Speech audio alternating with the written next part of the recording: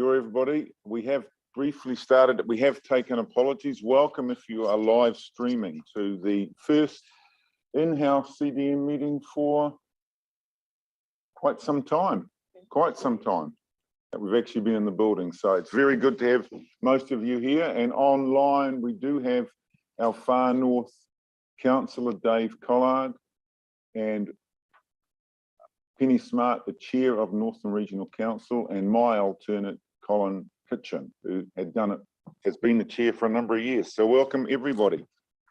We are now moving on to item 4.1, the confirmation of minutes. So can I have actually I will move that they're a true and correct record. If I have a second, then we can go into discussion. So is there a seconder for that, please?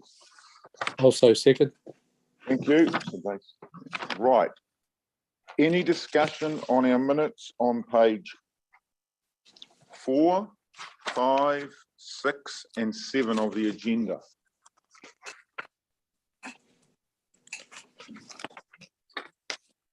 Right. Is anybody against receiving those minutes?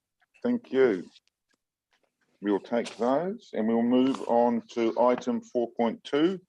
On page 8, there is only one, this is the schedule of actions. There is only one schedule of action. It is an update on the multi-agency centre, and we might as well cover that off now while we're here.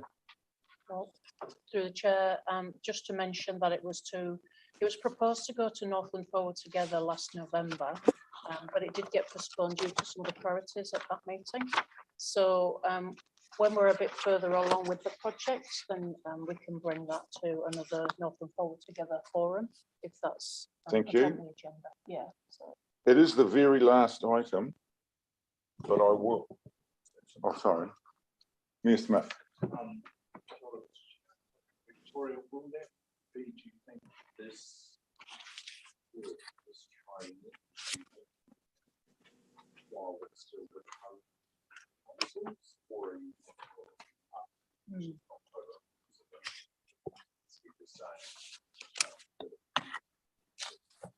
Yeah, I'm just thinking about the progress and how much information we'd be able to bring to that particular forum. We've got to, I mean, we were going to give an update later on in the meeting. The feasibility study is complete. That's the stage that we've got to at the moment. We can. Nothing, we just do it now. Yeah. Destroyed anyway. Yeah. So I don't know when the next meeting is. July. Okay. Yeah, I mean, we could bring an update to the July meeting. Yep. Yep, we can bring an update to the July meeting. So, Graham, you've got anything else on it? So might as well cover it off now that we've got it as an action point. So there's a brief overview later on the agenda. Okay. Do you want to do it then? The feasibility study has been completed. Mel Tipton has that and is taking it to the senior defence leadership in Wellington to get the sign-off. Once we have the sign-off, then the project will proceed. At this stage, we don't see any barriers to it being signed off. Thank you. Noting that Far North District Council are the hosts for the next mayoral forum. So perhaps, Dave, if you could alert Waikata to the desire for an item on the agenda. Sorry, I can't hear. Oh yeah. Sorry. Sorry. Yeah. Can you hear me better now, Dave? Thank you. Fabulous. Woo, groovy. Works. Dave, noting that Far North District Council are the hosts for the next Northland Forward Together forum. I believe the date is July 25th. And if you could alert Mayor Carter to the desire for an item on that agenda for the update from the coordination centre. I think everybody will be really interested in that. Thank you. Okay. Thank you. Will do. So we've got an action point for that. Thank you. Thank you. Anybody against receiving those? No. So we are now able to move on to item 5.1, the NEMA monthly update.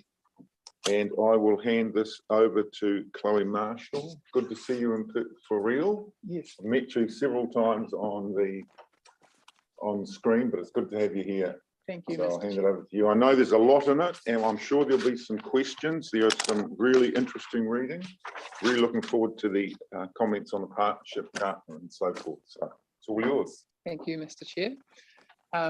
Yeah, so for those that have yet to meet me in person, my name is Chloe Marshall and I'm a Regional Emergency Management Advisor for NEMA. And it's really good to be here in person today. Firstly, I'd just like to start off with some news that came out last night that we have a new Minister for Emergency Management. So Minister Allen has moved on to be the Minister for, well, taken over the Justice portfolio. And we are this afternoon going to, there is a ceremony to welcome in our new Minister, Kieran McAnulty. He comes from the Wairarapa, he's the Minister of the MP there. But yeah, I don't have any further information on that at this point, but this afternoon, yeah, there's a ceremony for him and NEMA will be briefing him on his responsibilities and everything up to this point. And, you know, we hope that he endorses everything, the kaupapa and work that we have been pushing at this stage. So yeah, let's see what the future brings in that space.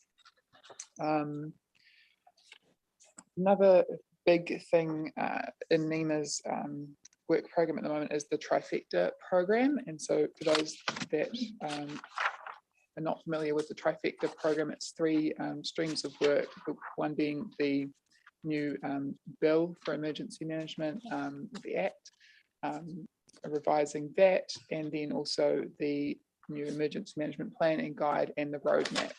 So the roadmap is currently on pause while we focus on the first two, which is the bill and the plan and guide. The bill, it was supposed to have been introduced into the House and we were looking for submissions around this period of time, but there was a lot of comments come back around the constraints of that timeline, and it wasn't going to work for, you know, for those that needed to provide submissions. So the Minister heard those comments and agreed to extend the timeline. So now we're looking to have the bill introduced to the House of Representatives in October, which is after the local government elections, and then submissions are likely to be called for in November through to February.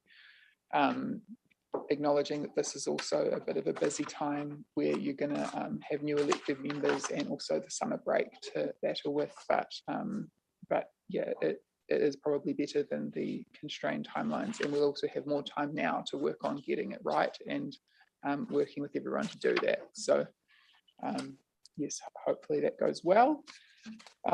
The plan and guide work, there's still a lot of scoping going on in that space, working with group office staff around the country to ensure that that is a collaborative and co-developed piece of work.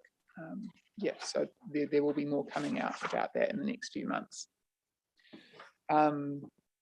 Another big thing is that we have our Get Ready website. So the aim for the Get Ready website is to have this be a one-stop shop for all sort of emergency management tools and information, and we will continue to add to that in time.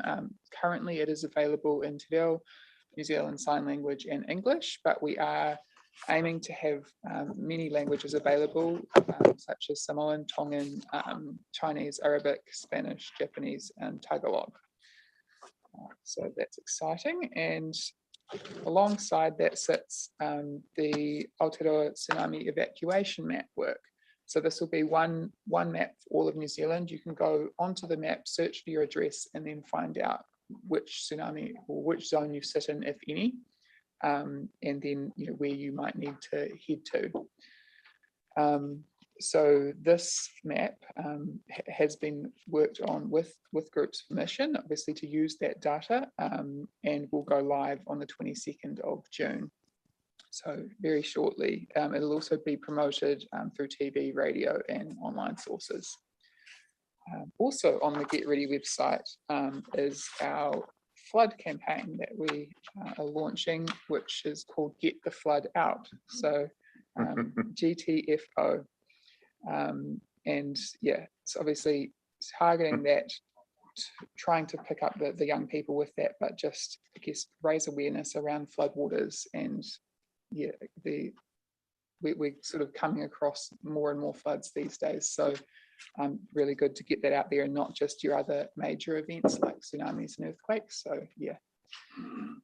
Oh, and so another thing that's happened recently is the emergency mobile alert test on the 22nd of May. That went really well. I was on the Chatham Islands at the time and also received the EMA there. So good to know that it works everywhere. Obviously, if you have cell phone reception. So yes, and then also lastly, we have our monitoring, alerting and reporting 24/7 duty system standing up in NEMA at the end of this month. So on the 27th of June, our current duty system will transition to be taken over by 3 personnel sitting in our building in Wellington that will be awake and monitoring the country at all times. This will not change the service that we provide to groups or the method of communication. So there will always still be a duty reamer on. So currently this week that is myself, and I would still be that main communicator to the group and back to NEMA. Yeah, it's just the other side of duty that is changing. So the aim with this is that there will be an enhanced capability and also faster response time. But then we also will still have the capability to stand up the NCMC and surge staff into that from the rest of NEMA. So it's not just reliant on that MAR team. There will be quite a long transition period with that. So our current duty team will shadow the MAR team for the first few months to ensure that if something goes wrong and they're not quite sure, then the other team can take over and there's not going to be any falling over there. Yeah, so that's my updates, but I was just going to hand over to Graham to provide an update on the partnership charter, if that's okay. Right, thank you. Thank you.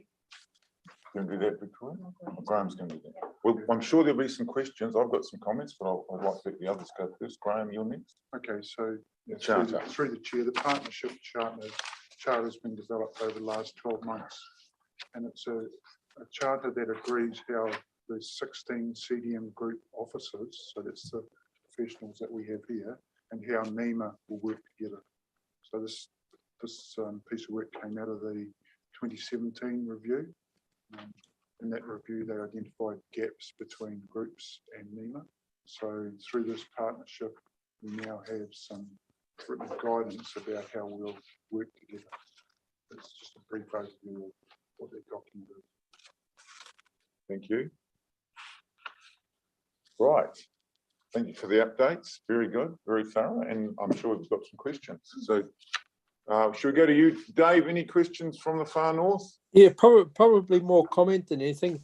You know, just recently, and if I'm speaking in the wrong section, please stop me and wait, and I'll wait till it comes around. But I was looking at the collaborative approach in terms of the response, New Zealand response teams, and wondering how far down the track we are with, and my special references to the Kaimau fire and how that was structured with access to the CDM, the Runanga Hapu and the iwi residents, Farmers Council and DOC, who all collaborated together. Is that part of this system, or is it another section that I'm not up to speed with yet? So we're just trying to find where you are actually. I'm on page 18 of the agenda, and it's Okay. the second paragraph from the bottom.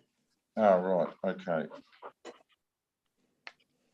Perhaps I can clarify Yep. that, Mr. Chair. I'm lost. Response teams are a historic group of people that come together and they've been managed as response teams for various locations. I think perhaps 4 or 5 left, some in Tauranga, some in Christchurch.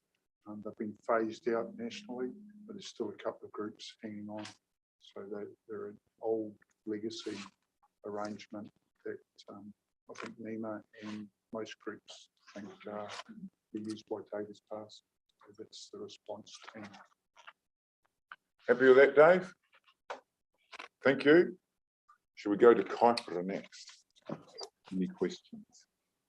Yeah, sorry, the question was for Chloe. Oh, yes. And that was excellent presentation. So around evacuation.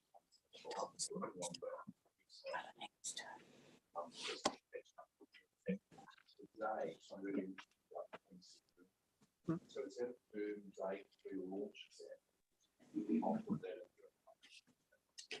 Yes, it is. Can Jason turn his microphone on, please? Thank you. Sorry, we don't have that technology, Dave. Kia ora, sorry for that. Me too. So yeah, so I'm just to know kind of how it's rolling, how it looks.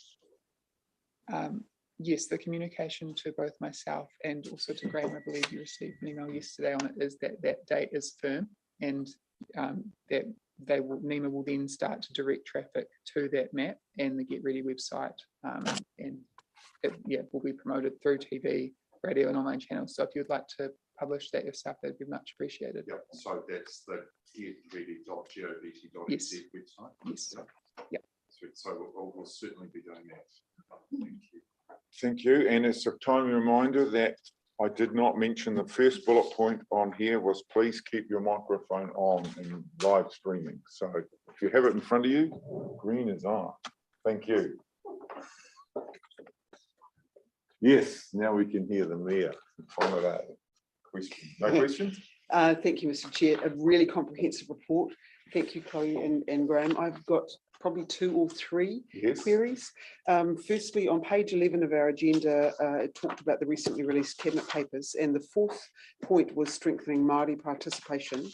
I was interested to just query what will the process be for getting people from members onto the joint committees. Any update on that? No, I believe that is still being worked through.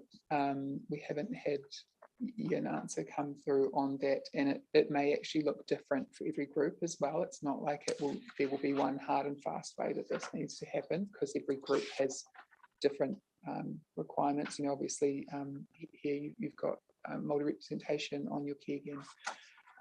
Other groups don't, and then getting that representation from many groups and trying to work out how that can best look versus some that may only have a few to work with. So it is likely to look quite different for each group, but we have not had anything formalized in that space yet. I quite like the idea that local solutions, because we know who we are, and so thank you for that. The partnership charter, great work. I also just took real interest in that Whakaari court case, and was relieved to see the decision by the court that it wasn't, that NEMA had no responsibilities in that area. That must have come at a great sense of, although clearly we all feel for the people who were impacted by that, but it was a good case. So I just wanted to draw attention to that. Just further to the tsunami evacuation zone campaign, it mentions that it was worked with the working group and the development group. This is page 20 of our agenda. And just wondering what feedback, if any, was received for our specific region, because of course our vulnerabilities are great in this risk area. So just wondering if there was anything from a regional perspective that you can feedback. So I didn't actually sit on that meeting, and so I can't speak to that. I suspect that Claire or yourself may have. Graham? Yeah, I can probably add to that. So we wrote a letter, and the group would perhaps recall it mid last year to NEMA around some of the concerns we had about tsunami response, particularly speeding up the time frame from GNS to, and I think the Marae may assist with that. We're working continually with GNS to speed up those time frames. So we're satisfied with that piece of work. The other piece of work that we were really concerned about was the evacuation long, strong, get gone message that was being circulated and how it didn't apply to Northland. And we've had significant traction and recognition that it doesn't apply to Northland, Auckland and the Coromandel. And some of the scientists are now looking at that, how they can change that messaging. So we've had some good feedback. The piece of work that hasn't been attended to is the work we identified with the Pacific Tsunami Warning Centre, providing information in parallel to NEMA and GNS and how that impacts our communities, and how they become impatient knowing that the PTWC have put out information, waiting for the official information from New Zealand. So we're still trying to work that through. We've mentioned that a number of times to NEMA, but don't seem to be getting any traction.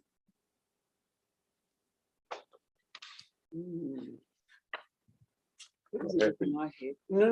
No, it is, I guess, a concern because New Zealand may be a very small country, but the risks are so unique to each area. And you're right, earthquake risk is so low here, but tsunami risk is high. And so yeah, it's a matter of reflecting the responses that locals need to have in the event and how we communicate that effectively from a nationwide perspective, but also regionally and locally. Thank you. Nicholas. Yeah, thank you. Thank you for the presentation.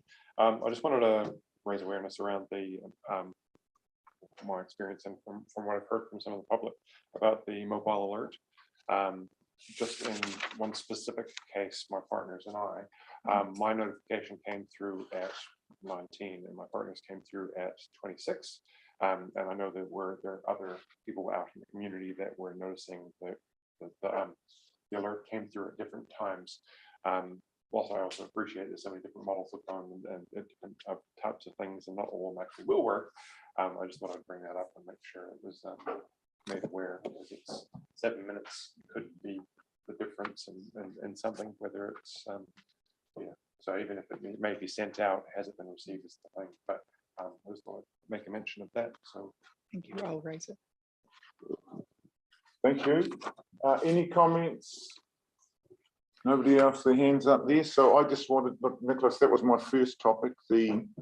My first comment was the mobile alert. I think we sat in this room some years ago, and the very first one was about, I think we had 50% of the people that actually received it, and not even in time, they hadn't received it at all. So that was about right. And now we're up to, well, 5 million, but 5 million devices. So yes, there's a delay, but I think the good point is that at least somebody in every household is getting it, which wasn't necessarily the case when they first came out. So I do want to comment on that. And I've had very good feedback on that last one. It's a 15-minute delay you're talking about. I hadn't heard it. I'd heard a couple of minutes, but I hadn't heard 7. Oh, 7. Okay, I thought you said 19. Oh, 19, I say. Okay. Well, okay. And really looking forward to the Get Ready website. Thank you. And I love the Get the Flood Out campaign. I am a search and rescue person myself, so I drive the little orange boats in a flood, and we've done trainings, and it is very, very different for me being a certified status and driving a IRB in a flood. A lot more dangerous, to be honest. So, and that's what we're made aware of, that there is amazing amount of stuff under there that you don't know of. So thank you for that. It's very good to see that campaign come out. So thank you. On those comments, we will close. We did have a movement, Nikki. I'll move that report. We have a seconder, please. Sure, thank you. Anybody against that report? Thank you. Now, I did not move the action sheet, so I'll move the action sheet. And a seconder for that. Yes, Smith. No, seconder. Dave for the action report. Yes, Smith. Thank you. Right. Anybody against that report? No, we received that one. I'm aware that I haven't had any comments. Anybody else? No, from fire and police. Thank you. In relation to the tsunami evacuation. So you'll be able to zoom in. Yep. For your locality. Yes. So question then is, previously when we actually had the event I suppose some of our evacuation sites weren't suitable, so we got those more suitable sites on the map and the routes that you should take. I do not believe that it is that specific. It just sort of details which areas are not in the zones. So then it would be up to the individual to make their own plan from there. Yeah, that's my understanding, and from what I've looked at the map so far as well. Just the map. Yeah. Okay. But it is an interactive map.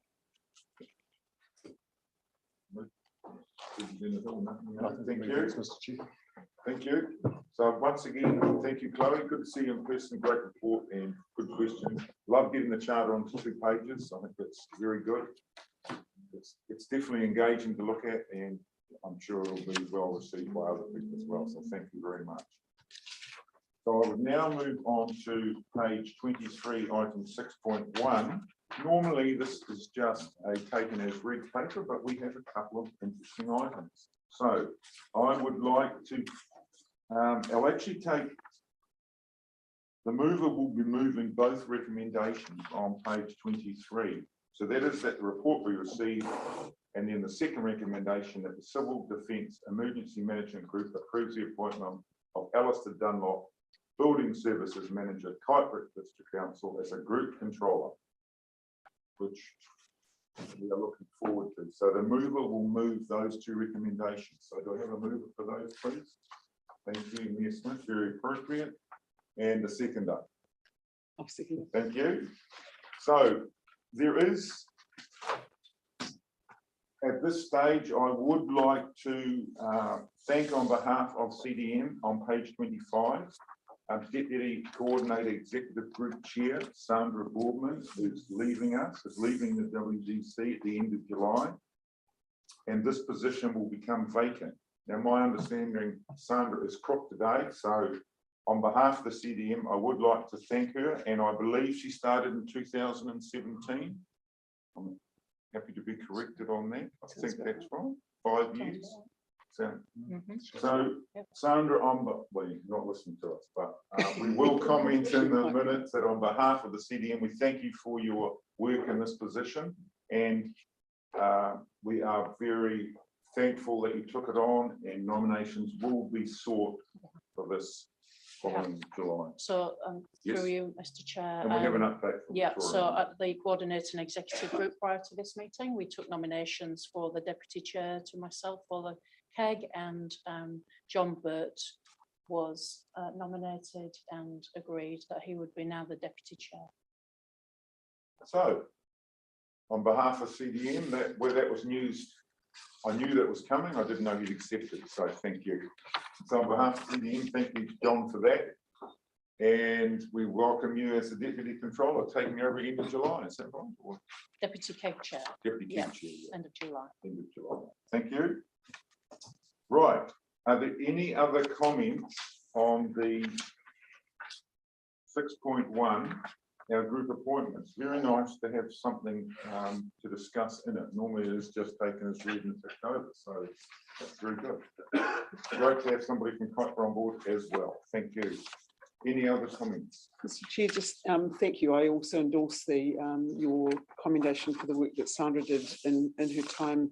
You'll note that she's leaving a number of holes, membership of the KEG, group controller, local controller, and the deputy KEG chair. So, you know, she held a number of roles. So that does create some vacancies, but very competent woman. We'll miss her. Her work was, you know, really valued. So it's disappointing that we can't thank her in person, but she doesn't leave our organisation till the end of July. So we will definitely be noting some of the work that she's done in this space, as well as the other work that she's done as a community development group manager. So I also know that for Whangarei District Council, there's some capacity building with our team members who will be able to step up into those roles. So good to expand the capability, I guess, within our organisation. Thank you. And we've noted that. Thank you very much. We'll pass that on. Right. Any further discussion on 6.1? Anybody against receiving that report? Thank you. We're moving on to item 6.2, page 26, the chair's report. I would like a move that, please. I'll move that. Move that, thank you. I will second. Now, I am going to hand over to Victoria to discuss this, but we are going to hear from other members of the team, which is, we used to do this, do you remember? And we have discussed it, and I'm very pleased that we're going to hear from individual members, because it was a piece of the agenda I always like to look forward to. So, and also some tricky questions for them. So that's what we like. So I'll hand over to Victoria now. Thank you. Thank you, Mr. Chair. So this report is from across the CDM Group office and the activities that the team have been carrying out over the last 3 months. So we thought it would be a good opportunity for them to be able to present the bit that they've written about, and then take any questions or comments that you've got. So yeah, we're going to go over to Graham first. So Graham's got the first part of the agenda item on activations, personnel movements and appointments, and the service level agreement. So I'll hand over to Graham. Thanks, Victoria, and through the chair. The personnel movements are probably the key part of it. Most of you will be aware that we lost Shona Morgan and Murray Soljack recently. They've been replaced by Zachary Woods, who's sitting in the second row. So Zach's joined us as a communications specialist. We've also had a bit of a shuffle around with Jenny Calder moving into the response coordinator role from recovery. Rachel Hill's been appointed as the welfare specialist, and Tegan Cap came back from maternity leave and has moved into Victoria's old role. So that leaves us with a vacancy of the recovery specialist, which we're recruiting for now. The other part of the report, we also went through a Hogan personality assessment process, which was very valuable.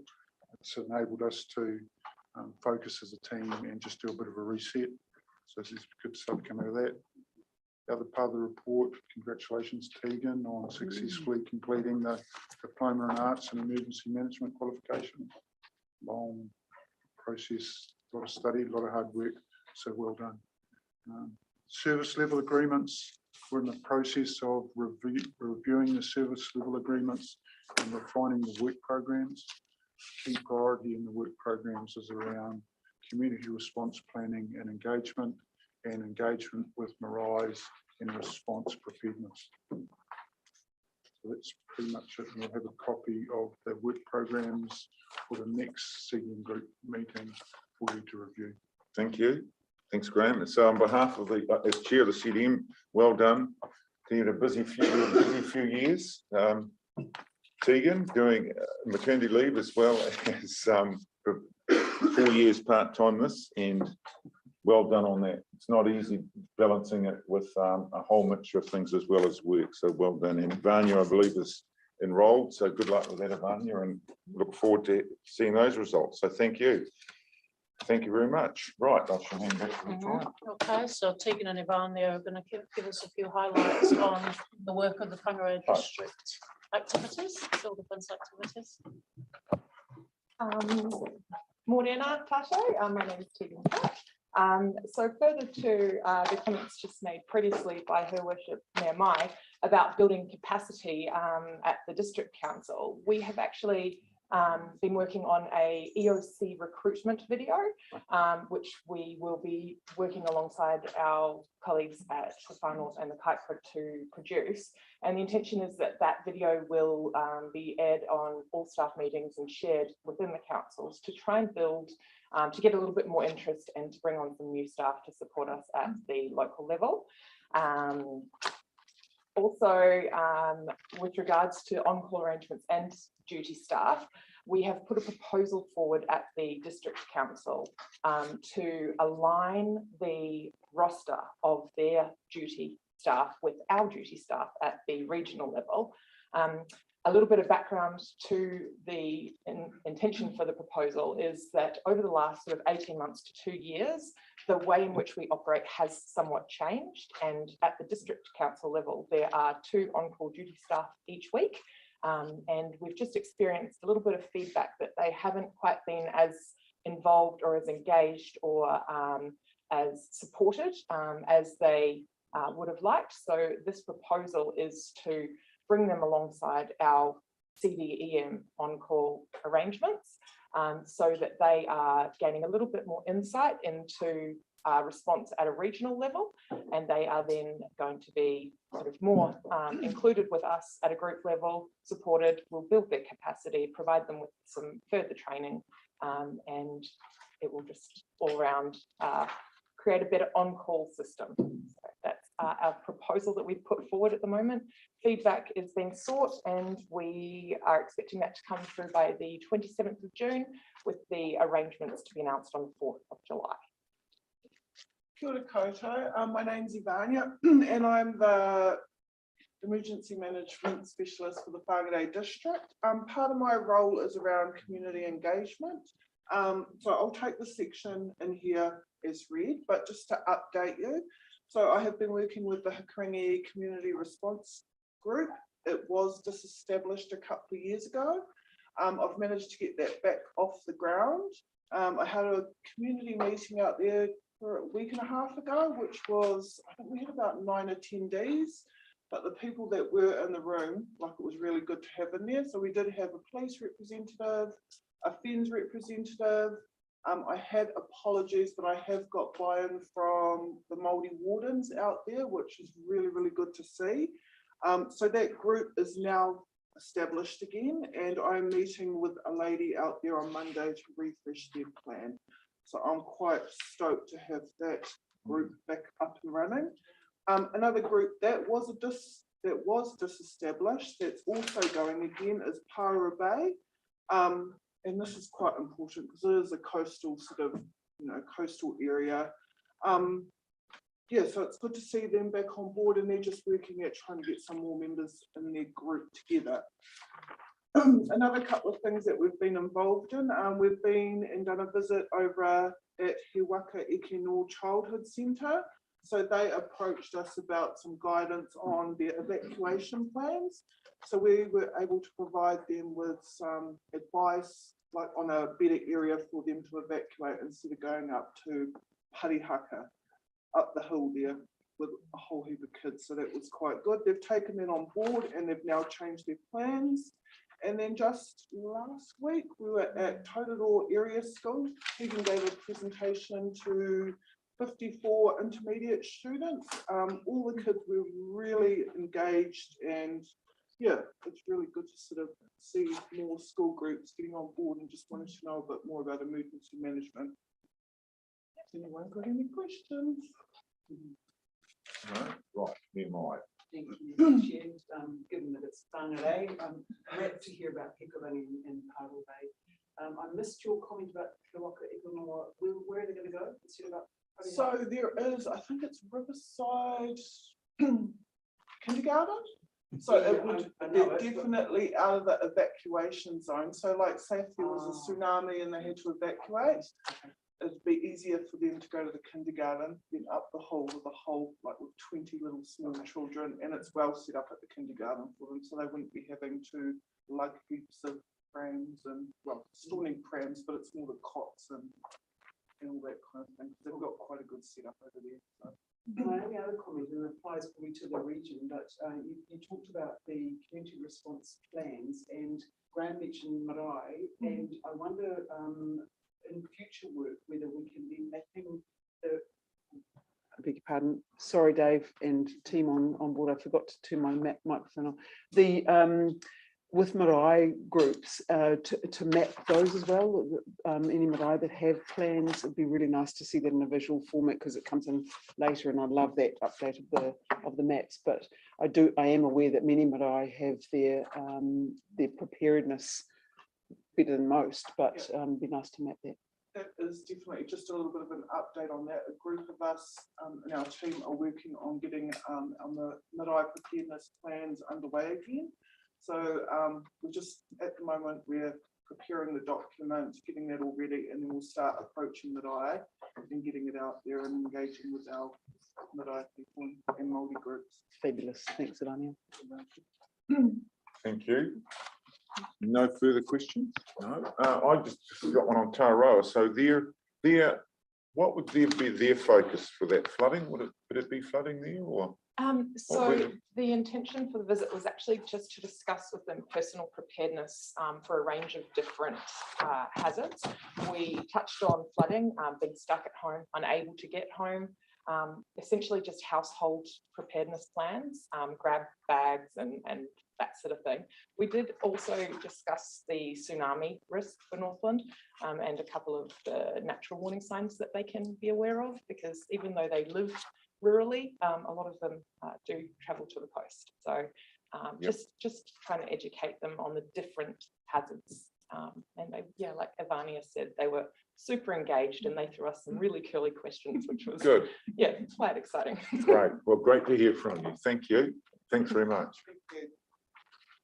Yep, and now Sarah and Bill coming to tell us about the large amount of community engagement work that they've been doing, as well as some work with Radio New Zealand. It's an important topic that we talked about in the K, and the removal of one of the AM mast in the far north. So Sarah and Bill can give us an update on the impacts of that. Kia ora koutou. My name is Sarah Boniface. I am based in the far north. We have quite a bit of information in our report, so if you've got questions, I'm happy to answer those. What I do want to bring your attention to is page 32, and it's the information about the Radio New Zealand mast at Waikata ramp. I'm presuming that you've all read this, but just there's a couple of things I do want to highlight. Radio New Zealand are going to have to remove the mast, the AM mast that sits at Waikata ramp, and it will be coming down before the beginning of August. What that means in simple terms is 20 kilometres north of Kirihiri right up to Cape Reinga is what that services the AM area. The intent moving forward for Radio New Zealand is that the area will be serviced by FM and digital platforms. For some areas that will work, but in particular for the areas that Bill and I cover with our community response groups, the options given by Radio New Zealand were obviously the EMA, Wi-Fi, cellular and satellite, which most of those areas around the Cape don't have any access or very minimal access to it. What it means is if there's an emergency, people are not able to put batteries in a radio and turn on AM. There is no FM radio available Pukenui North. So we have some really big areas there with people that are at a loss. Radio New Zealand have sent me an email this morning saying that, excuse me, earring, they'll do breakout earring twice a day from the 27th of June. So as it stands at the moment, they think that there's possibly 200 listeners that listen every day to AM network. What that doesn't take into account is when there is an emergency, when people don't have any access to any other lifelines, they are going to revert to AM and they won't know that that service is no longer available.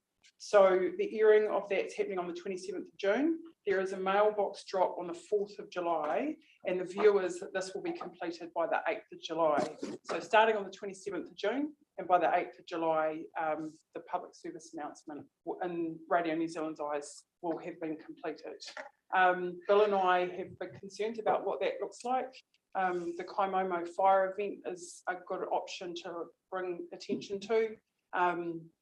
The coverage out there is very poor, cellular coverage, radio coverage, anything that goes on in these areas. So we've got a lot of communities that are impoverished, and they are going to be, it's pretty inequitable with what's going to happen in that space.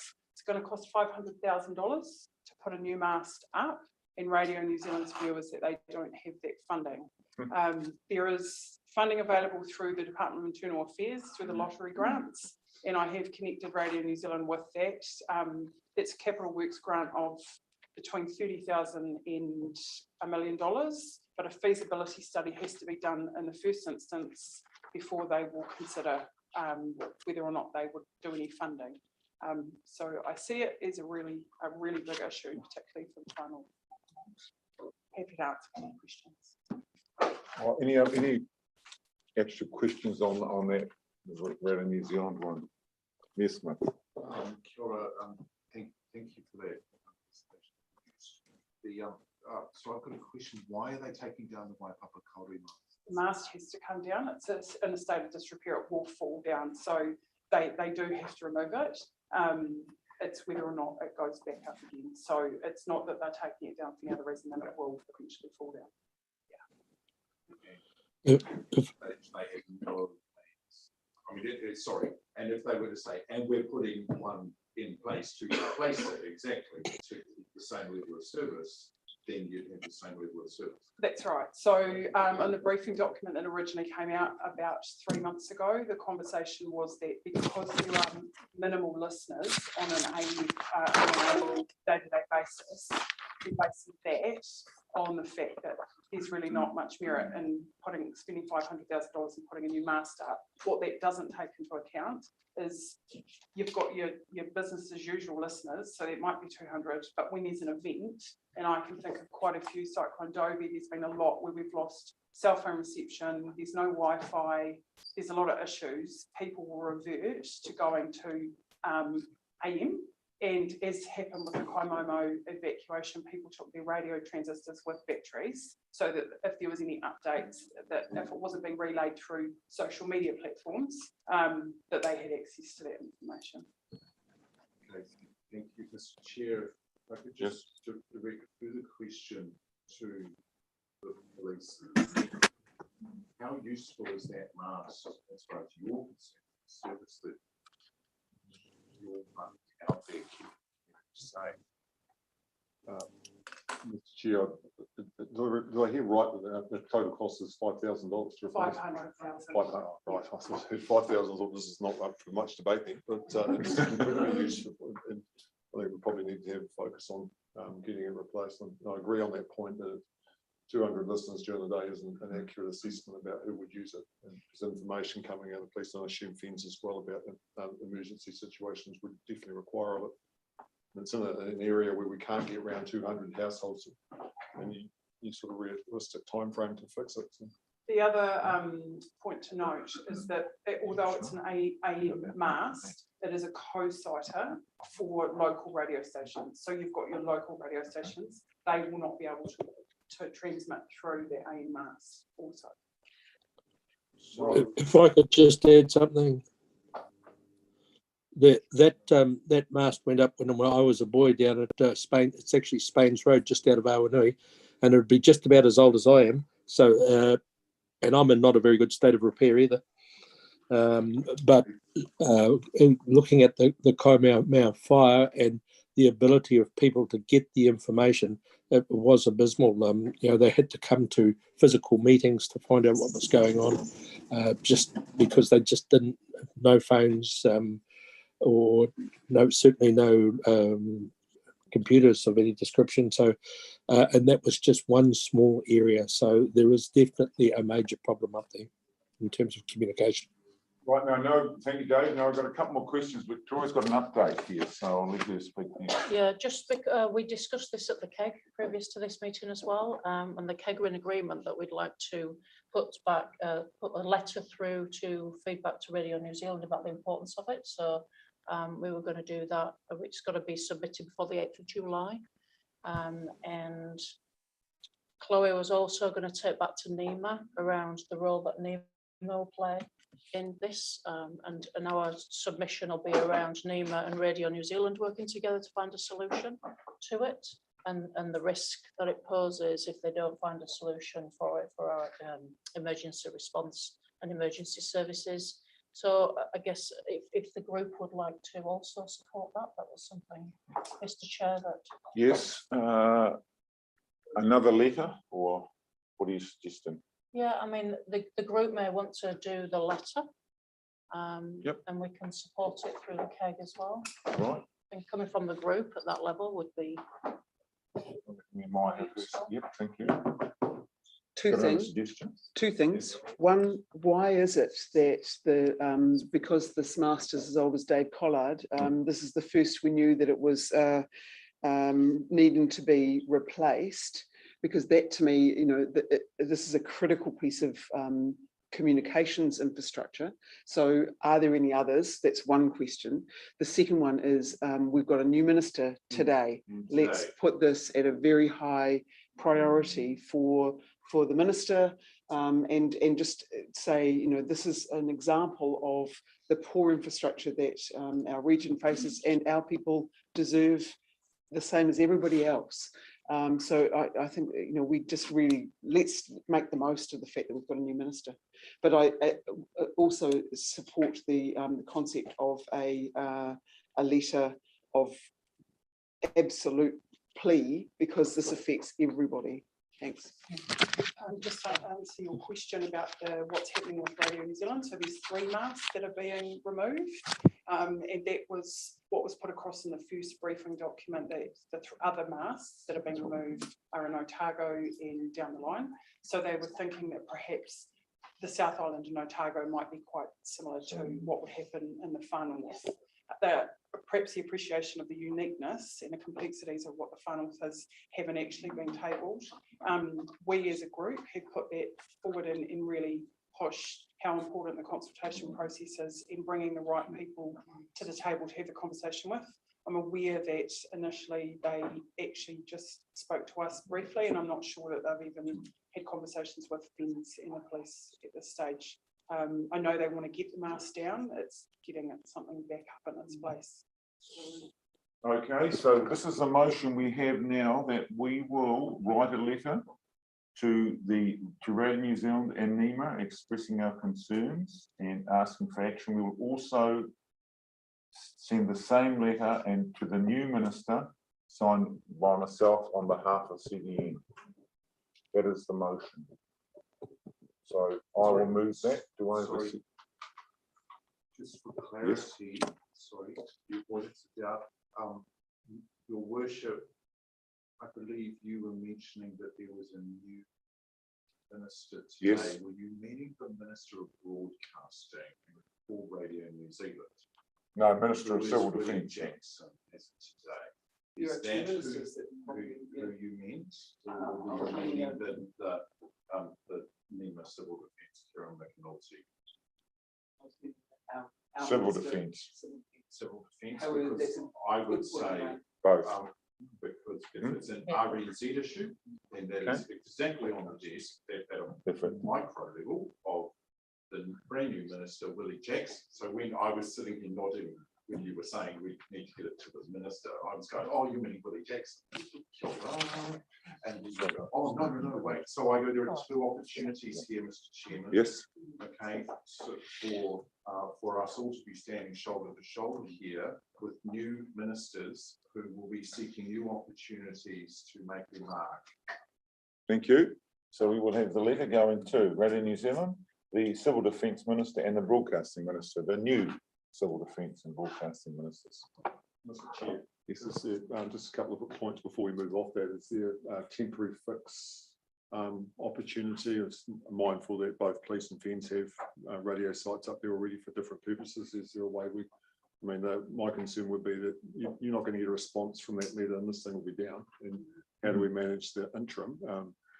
The second point is that there's a large piece of work being run by government on the public safety network around communications across New Zealand in different types to make the emergency services safer. And we don't have the black spots, and there might be an opportunity to include that as part of and that piece of work about how we're communicating with the public as well.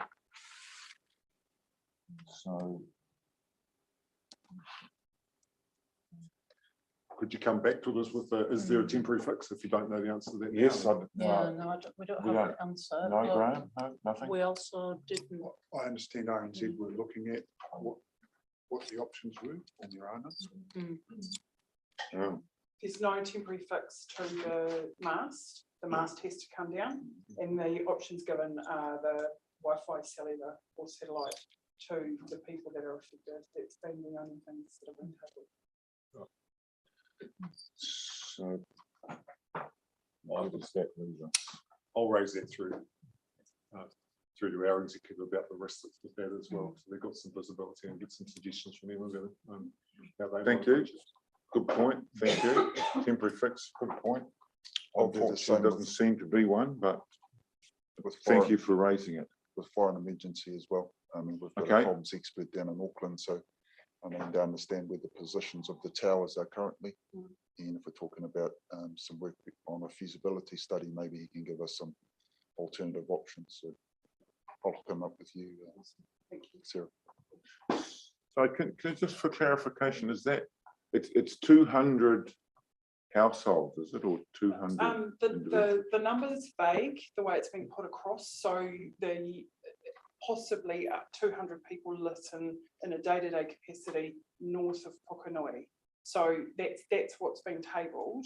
The question that I've gone back with is, you might listen to that day-to-day, but where do people go when there's an emergency? Because I see that as a really big gap. If people can't get social media platforms, there's no Wi-Fi, there's no internet coverage, no cell phone coverage, AM radio is often the choice that people take.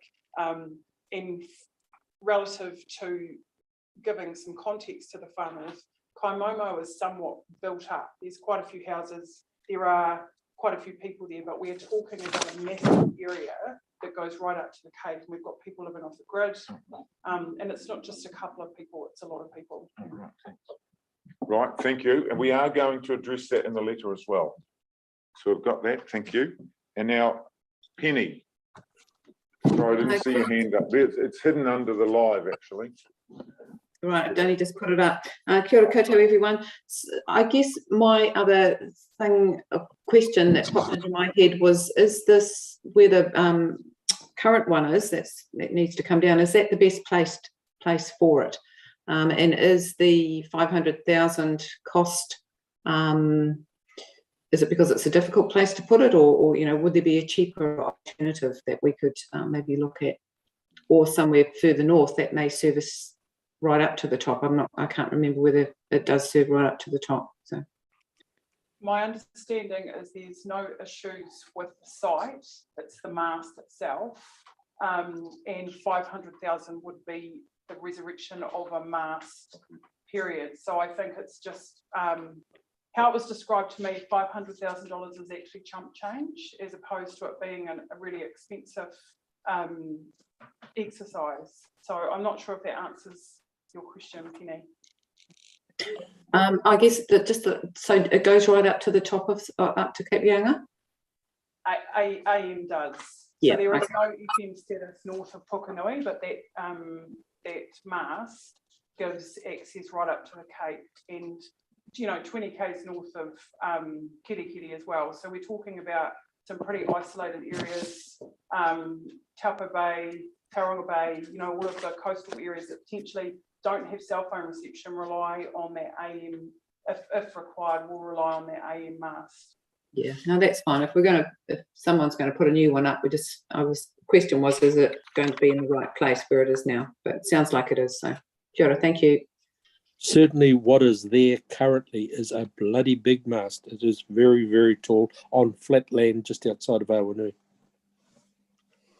Right, thank you. That's great debate. We've heard from everybody on that item. So we've got our letters to prepare. Thank you. We've got everybody's comments and we'll include those in them. Thank you, Sarah and Bill. Bill. Thanks, Rick. So you're again through the chair. Thanks, Sarah. It's good to be back in front of everyone again.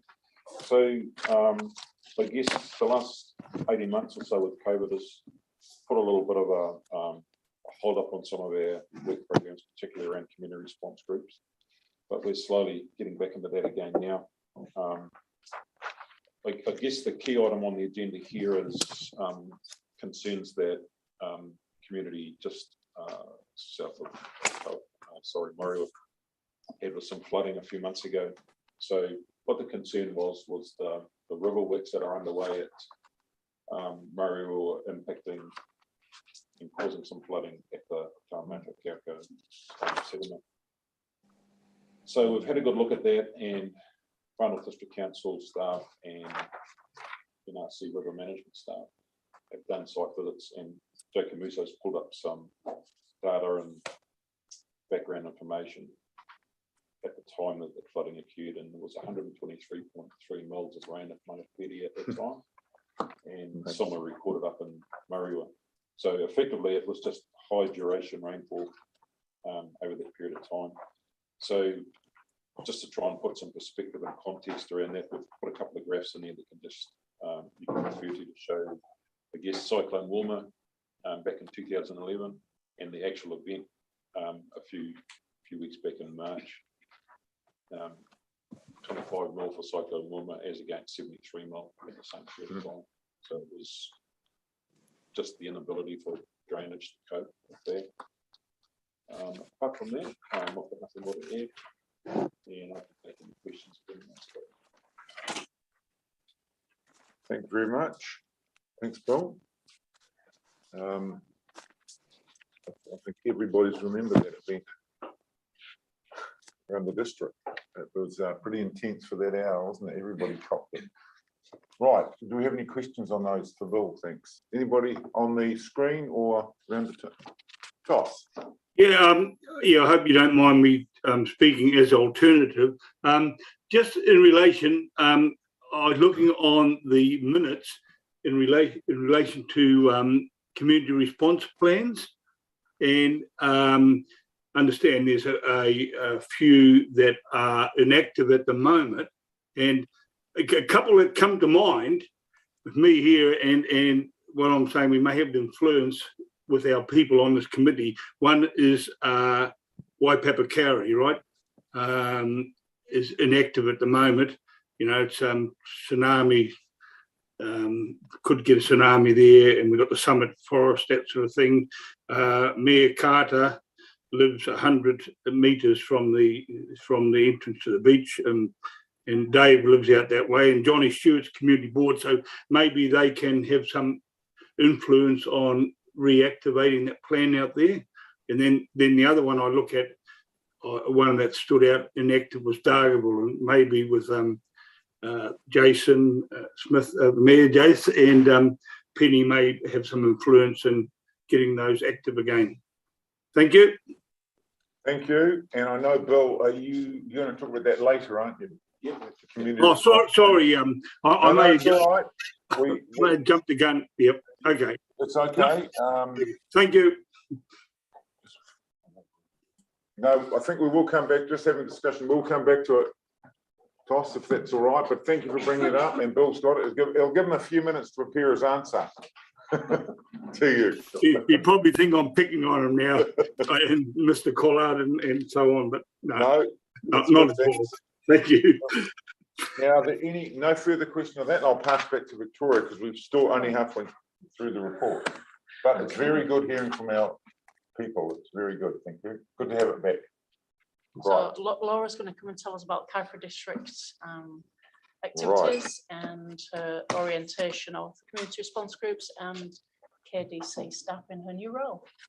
Kia ora koutou, ko Laura Exton Pukunga. So I have recently started as emergency management specialist for the Kaifra district. I've been in the role for 5 months now. The priority for me in the first few months of the role has been on engagement and building relationships with the community response groups that were already existing. So connecting in with them, meeting with the coordinators and attending community meetings, and just really chatting with them to build trust and I guess an understanding of how our relationship works, and what it would look like in an emergency response as well, and coming up with a plan with that community on how they might want to engage with their wider community to encourage emergency preparedness and to promote their community response plan as well. So that's been going really well, engaging with those existing communities. As you can see in agenda item 6.3 in the map there, we have 8 currently active and engaged communities. And in my report, I've kind of included just a little update on where most of those communities are at currently. So I've got a few meetings coming up with specifically Mangawhai to meet with their new co-coordinator just to establish our relationship and come up with a plan moving forward. Connecting in with the Paparoa community response group coordinator. I haven't listed that in my report because she had been off with an injury, but she's back on board now and ready to meet. And the one other group I haven't mentioned in my report is Whakapiro. They are connected in and I've corresponded verbally, but yet to meet in person as they're also undergoing a kind of coordinator leadership change. So that'll be watch this space for the future. I'd also like to note the Waikata Marae Preparedness Plan. So that is a really positive result that's come out of the Aranga fire that occurred there end of February. So that community are really engaged. They're really keen to work on their emergency preparedness and improve their resilience in the future for future events. So been working alongside FENS to engage that community and assist them with creating a Marae preparedness plan that they're proud of and confident in. So that plan is currently sitting with me to collate feedback and kind of send back a final draft, I guess, for korero for discussion and go from there. We're also talking about an education and training plan with them. They've sort of formed a working group. So working with that working group to come up with an education plan for that community so that they can kind of adopt their plan, feel like it's theirs and reflective of their community and something they can be proud of. Another priority for me has been building relationships with our emergency operations centre staff at the Kaipara District Council. So we have a exercise coming up on Friday, the 8th of July in Dargaville. We've got really good attendance from our EOC trained staff there. So really, really good engagement. And after that exercise, priority will be improving the capacity and capability of existing staff, as well as Tegan mentioned, a recruitment drive to I guess raise the awareness of civil defence within Kaipara District Council staff and encourage them to come on board. Also would just like to note Alistair Dunlop being appointed as another local and group controller. Really exciting. I know it's been in the works for a while, so really stoked that it's over the line. Alistair's a really reliable, competent person, and it's really exciting to have a second person on board because John Burt has been the sole controller for that district for quite a while. I think that's all from me. Does anyone have any questions? Right. I might go to Mia Smith, seeing it is Kaipara. Look, I have no questions, but all I just say is Laura is doing a brilliant job recently arriving into the space. Thank you. So carry on. There's exciting times. Of course, you've got by the time you get to your exercise day in early July, the Dargaville staff will be in the They will be. So thank you, Regional Council, for and so that should be a safe building. And remember, Graham, just if everything turns bad and you need a vacant building to be the new regional civil defence headquarters, the Kaipara District Council building is vacated as of the 4th of July. And it's all yours. We got a deal for you. It's like nearly free. So rather than $10 million, I tell you, do a great deal with that space. So anyway, Laura's doing a great job, and I'd also like to acknowledge the acknowledgement Laura's made here of Alistair Dunlop. He is an extraordinary member of Kaipara District Council staff. He has led what nationwide the building control agencies of all the councils regard the Kaipara district group that Alistair led and created as the absolute new benchmark and correct standard, the highest new standard that's been created regarding kind of building regulation and that building quality control work. And Alistair has done that in his other role, in his normal role, and I'm absolutely delighted to see him in civil defence here because he will bring that same rigour and quality to this work. And so I'm very, very happy with all of this. So, kia kaha kaipara.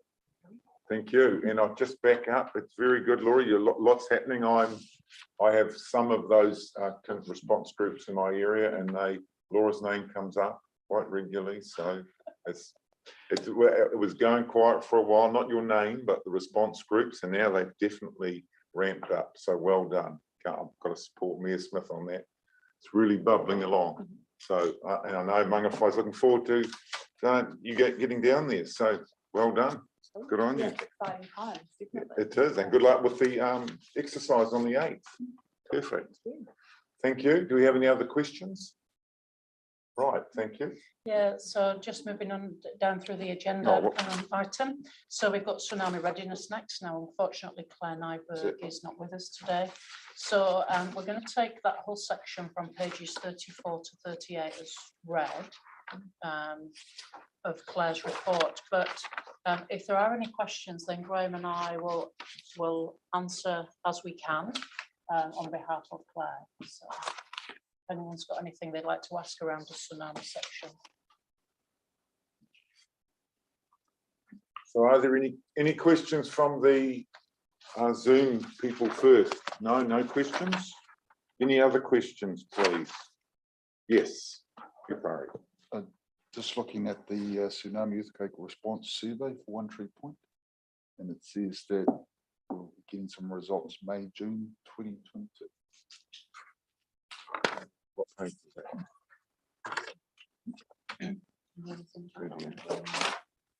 I think it's still underway. Page 38. It hasn't been finalised. Had another research group up here looking at Tutukaka, a similar approach, and managed to change their approach and not have another go. Right. I think we can be very proud of our tsunami network and the upgrading. It's definitely, you know, I always comment on it to community groups, but I don't think they realise how lucky they are. They complain they can't hear them. I think they'll be able to hear these ones, and they'll be able to talk to them as well. So that's even better. They do say a few words in a very relaxed way, don't they? Not a panicked way. So that's good. So thank you for that update. Back to you. Sorry, Mr. Chairman, for clarity, you mean that people will be able to talk to the siren? The siren will be able to talk to the people. Apologies. Which is good, rather than just the noise. Right. Can I just check that? They can all talk to them, all talk to the sirens if they want. It will be in English, not Danish. Yes, it's in English. Yep. So I'd like to ask Rachel, sorry, as our new welfare specialist, and give us an update on her work in the last 6 weeks, Rachel. All right. Yeah. Yes, so Rachel Hill, Welfare Manager, only just started, coming from police for a while. Yeah, there's no any real updates. We have had one welfare coordination group meeting at the beginning of June. It was online. Next one's booked in for September, which will hopefully be face to face. We have just got some new members that will be starting with the next meeting, and there's 3 from FENS because they've got some members there with a community resilience and recovery focus. So we're looking forward to welcoming them onto our group, and also Hearts and Minds Directory, Linda from here, she'll be joining our group as well. Right. So any questions from our Zoom people? Zoom people first for Rachel, please. No? Welcome.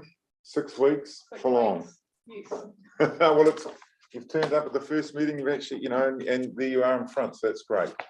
So it's excellent to have you. Thanks very much. I'm enjoying it, thank you. Oh, good. Thank you. No questions? Right, thank you. Back to Victoria. And Jenny's going to give us an overview of the capability development in her new role as the response specialist.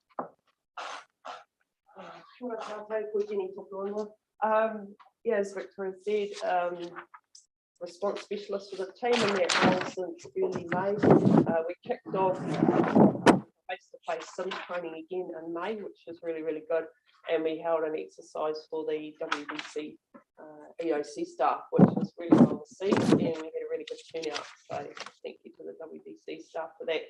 We do have the July training coming up, which we include a KBC exercise for their staff, and then the courses in September and November. We're looking to push both those lots of training to the far north to encompass the Far North District Council staff and the other agencies that have staff located further north, and just take away that pressure of them getting to Whangarei for training, overnighting, and it's an added cost to their home agencies.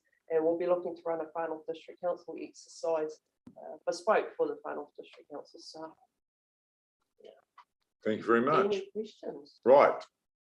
No questions, no hands up there, no hands up here. Thank you. Look, once again, great to have you speaking in person, and really enjoy the update. So Nehemiah. I just want to acknowledge the transition from recovery to response, and yeah, I mean, just the expertise across our teams. Great to see you in that role, Jenny. I also note that Laura, Rachel, and Jenny are all getting Te Reo Māori training. Fantastic! It's so good. Really encouraging to see. Really good opportunity to increase our cultural competency across the team and increase our own personal knowledge of Te Reo and tikanga. Beautiful. There's certainly a lot happening, so thank you. And the training exercises, long may they continue rather than the real thing. So I think we'd all appreciate that. So some years ago there were many exercises and not a lot happening. Now there's been a lot happening and not many exercises. So let's hope we can get through this year and with a few more exercises. We've had a few things cancelled, haven't we? We have. And trainings. So thank you very much. And now Tegan's going to come as she's taken over as the support for the Lifelines group. So Yes. she's going to give us an update. Yes, so we had our first face-to-face Lifelines group, Northland Lifelines group meeting in May, which was really well attended. Great to be back networking with all the different agencies. There were two presentations, one on the response to Cyclone Jovi by the two different power networks, North Power and Top Energy.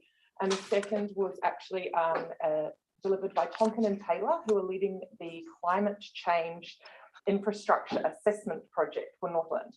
So essentially what they've done is they have gathered all the GIS layers from all the different Lifelines utilities groups, and they've matched them, and they have assessed the impacts of climate change on the different assets around Northland. So it's identified what they're calling heat spots, heat maps, with a couple of hot pockets of critical infrastructure that is now considered to be quite vulnerable. So it will help inform planning moving forward. So it's a really, really cool piece of work. It's just the draft has been sent out for feedback, and there'll be about 6 weeks, in 6 weeks' time, then it will be finalised. Thank you very much. Right, yes, Mike. Just thinking of the RNZ mast at Waikata, did the Tonkin and Taylor, is that the kind of infrastructure that they're looking at, as well as the, with the climate adaptation, or is it just specifically around threats to infrastructure because of climate change?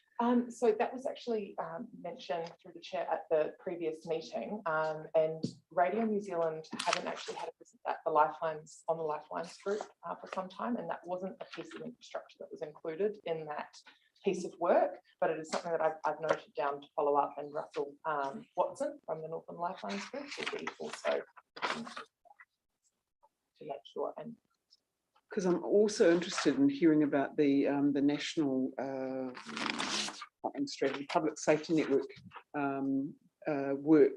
So I'm just wanting to make sure that we know as much and connect in as much as we can around pieces of work that are happening, that the right people are understanding what's going on, making connections.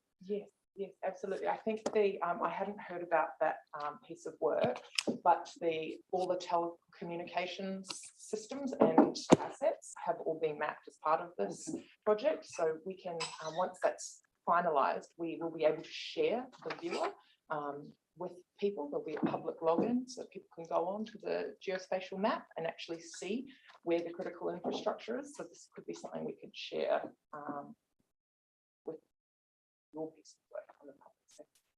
Because it seems it's times like this that we discover what we don't know.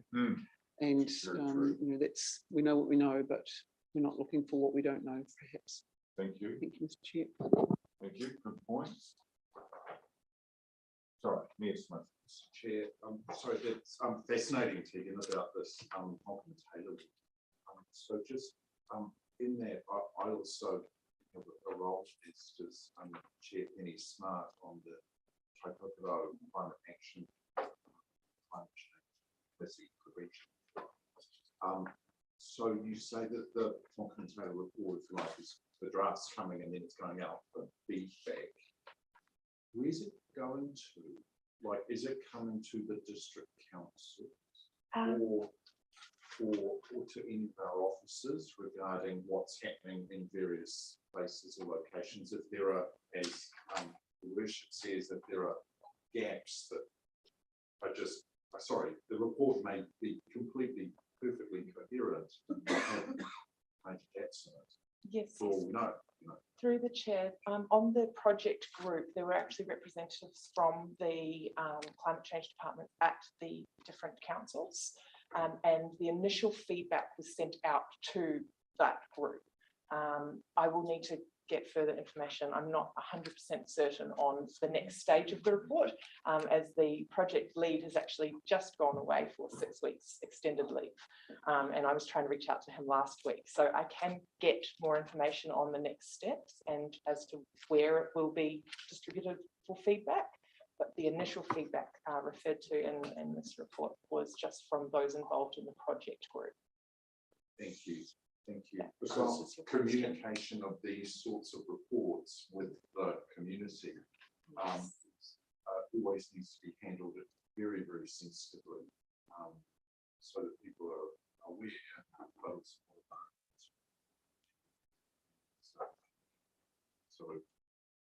Yes, thank you. We're just working out, we have got an action point for that. Okay. So we've taken that on board. We'll just word that up. Won't take the time now. We'll word it up, make sure we get Mayor Smith's comments logged and have it as an action point for the going forwards. That would be great. Thank you. Yes, you've got it as well. Thank you. Thanks, Tegan, for that. Perfect. No further questions? Thank you. Last item. Yeah, so that's the multi-agency coordination centre, and as Graham mentioned earlier on in the meeting, so the feasibility study has been completed and taken to Friends Senior Leadership for sign-off, and we don't foresee any issues in the agreement of that. So that's the update that we've got for the back at the moment. And we'll bring what information we have available to Northland Forward together in July. Right. No, there's no more questions. No, you can't have it. No. Very brick. Is that before they slow it down, right? Out of the zone. Don't recall all those. Right. Thank you. Anybody against receiving that report? It's excellent. Again, and I know it takes a long time, but it is so nice to hear from everybody. Our first meeting back, it is really good. Thank you all for your comments and very much appreciated.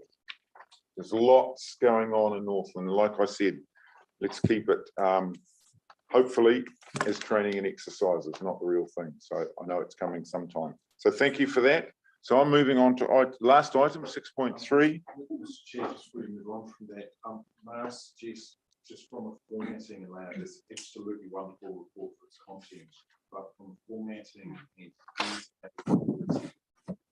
there could be some kind of this is this section. This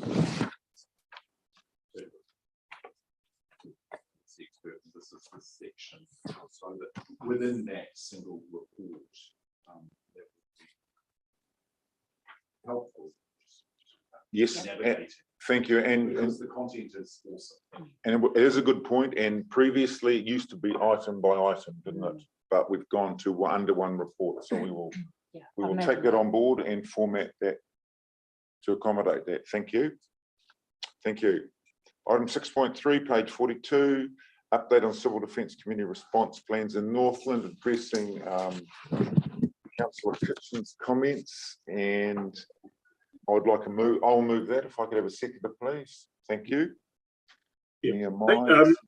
Just my comments here. It's just tongue in cheek, really. No, it's all right. Bill is going to speak to it, so you can have a go at him. Oh, Bill, you probably go at me now. Bill's up. Thank you, Bill. So we're on page 42 to 45. Bill. Thanks, Rick. So again, through the chair, so the first purpose of this report is an action point from the last meeting, just to look at the status of the community response plans and response groups. So part of our core responsibilities is community engagement and community response planning. And I guess the key purpose of the community response plans is to improve the community resilience, and it gives us a direct link into communities, and the communities a direct link to us as civil defence officers. So COVID lockdowns have impacted on this part of our work, being able to meet with communities face to face. So it's really good to be able to get out and meet again. So what we've done is we've put together what hopefully a clear couple of graphics for you to have a look at. And I think Graham alluded earlier on, our service level agreements are being reviewed, and this still remains a core part of our work. So District Manager Henwood has asked if we would work closely with his new team for Northland for community resilience and recovery, and we're looking forward to that. So if there's any questions that I can answer, please ask me now. Right, I think we will go to the screen first. Is any from the screen? Penny's gone. No questions from the screen. Bill, any questions from around the table? No questions. Fully appreciate it, Bill. 61, I've added them up, 61 plans, I think, or response groups. It's a huge number, and I know they have their ups and downs, but they are an integral part of the community, and we really appreciate the team working with them. So we're looking forward to getting those ones that aren't running up and running, and looking forward to encouraging ones that are going and support them. And Nicholas, got a question. I was more comment just on the visualization of this on the second map in particular. I've got the darker colors, so you've got the red blue. Depending on interest in photos, some of you may not have visualization. The crosses and the dots are quite difficult to actually see. So it's one of those things. Like the green is pretty easy, and even on the previous page, how you've got the yellow, which is not, it's nice and easy to actually see it. But it almost kind of blurs it, printed out in a different document. It may not be most visualized. Is everyone in general happy with the basic format of that? Yes. As a visual? Yep. Yeah. Thanks. It is difficult, like the red one, so you can definitely pick the green and blues. You've got so many in the far north, Bill. Yeah. 22, isn't it? Yeah, some of those 33, sorry, 33. Yeah, some of them phenomenal have, number there. like if I can sort of refer to a couple of, if I may, Russell is an example where that community really burnt themselves out over the last 18 months with drought, COVID, and people moved out of the community, and despite that group going to the community and asking for support, it wasn't forthcoming. Over the last 3 or 4 weeks, we've had inquiry to rebuild that group from the community. So that's good. And same in Doubtless Bay. People moved on and moved out of the community, moved to the cities, mainly around healthcare reasons. And now there's a group there that Sarah and I have met with them, and it's looking quite positive. If I can look at a Kaihau, I'm only speaking with the far north ones. That wasn't a community that was initially identified as having benefiting from one of these plans, because there's no real hazard there. But the Ratepayers Association came to us and wanted to establish a community group there to support their outlying communities. So we haven't had any real engagement with them for probably at least 2 years. But by chance, I met with one of the coordinators a couple of weeks ago and said, you know, if there's no interest there, we'll take that one off. And she said, oh no, we're really keen. They want to keep it going. It's just nothing's been happening. So they're engaged, but just not active.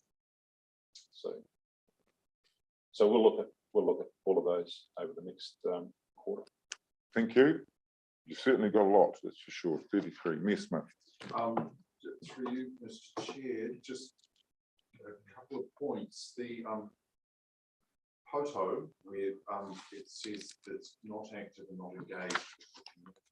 For everyone's awareness, a wharf is about to be built at Photo. So it will go from being the most remote community in all of the best connected. Because Photo is the closest point to the Auckland Sky Tower of anywhere in Northland. But everyone tends to think it's incredibly remote because it takes an hour to get there from Fargo. Yeah. So Protor, with its new wharf, construction is due to commence in August. The wharf will be in place by Christmas. Is in a completely different zone, if you like, when it comes to civil defence and its network, because you need to engage with Auckland to help support Auckland. Yeah, because basically from Fargo we're looking at it's right there, absolutely right next door. Northland doesn't think well in that space, so rather than looking in, we should actually look out there. And the second thing as well regarding Tenopai, that is where the Kaipara Coast Guard is based, and there's a multi-million-dollar Coast Guard facility there.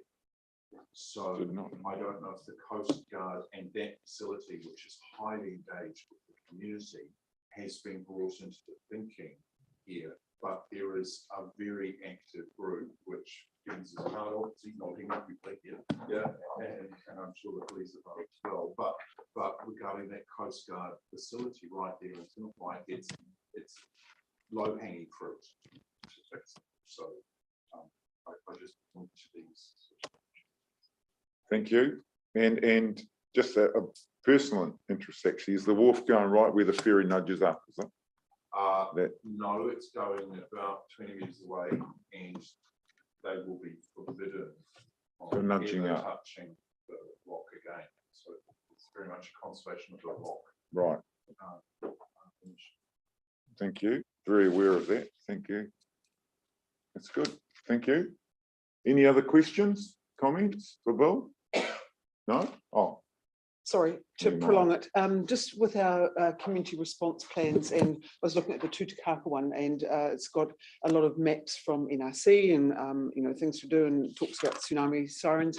And I'm just thinking it's a great opportunity when we get the new network of tsunami sirens to refresh plans, and also with the nationwide you know, the mapping, and maybe having reference to that as well.